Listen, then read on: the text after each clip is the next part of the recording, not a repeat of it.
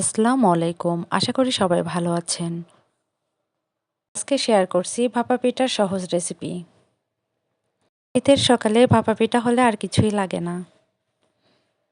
আজকের ভাপা পিঠাগুলো তৈরি করতেছি শুকনা চালের গুঁড়া দিয়ে। আপনারা চাইলে ভিজা চালের গুঁড়া দিয়েও তৈরি করতে পারেন।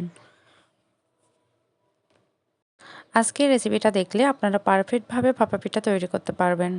ভাপা পিঠা বানানোর জন্য এখানে আমি 3 কাপ পরিমাণ চালের গুঁড়া নিয়েছি। দিয়ে দিচ্ছি পরিমাণ মতো লবণ।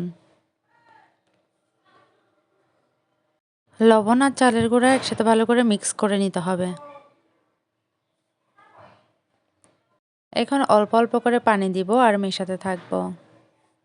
ভাপা পিঠার পানি একসাথে দিতে যাবেন না, অল্প অল্প করে দিতে হবে আর মেশাতে হবে।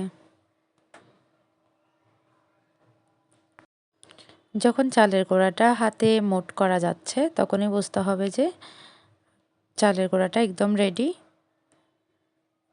এখন এখান থেকে অল্প অল্প করে চালের গুঁড়া একটা চালনিতে নিয়ে এভাবে চেলে নিতে হবে।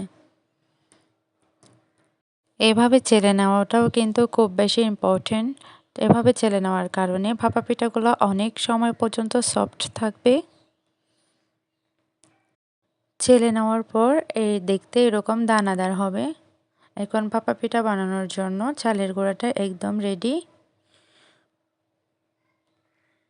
ভাপা পিঠা বানানোর জন্য এখানে আমি নিয়েছি খেজুরের গুড় আর কোরানো নারিকেল। ভাপা পিঠা বানানোর স্টিলের সস নিয়ে নিচ্ছি। এখানে আমি প্রথমে চালের গুঁড়া দিয়েছি, তারপর কোরানো নারিকেল আর খেজুরের গুড় দিয়ে উপরে আবার চালের গুঁড়া দিয়ে কোট করে নিয়েছি। এভাবে আমি সব পিঠাগুলো বানিয়েছি।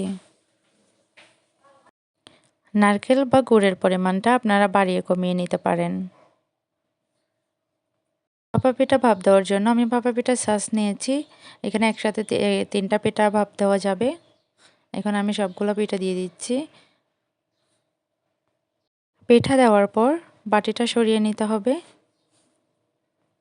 তারপর কাপড় দিয়ে ভালো করে পিঠাটা ঢেকে দিতে হবে।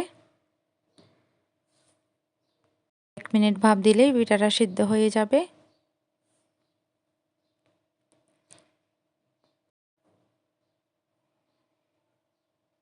এই তো পিঠাগুলো হয়ে গেছে, এখন উঠিয়ে নিচ্ছি।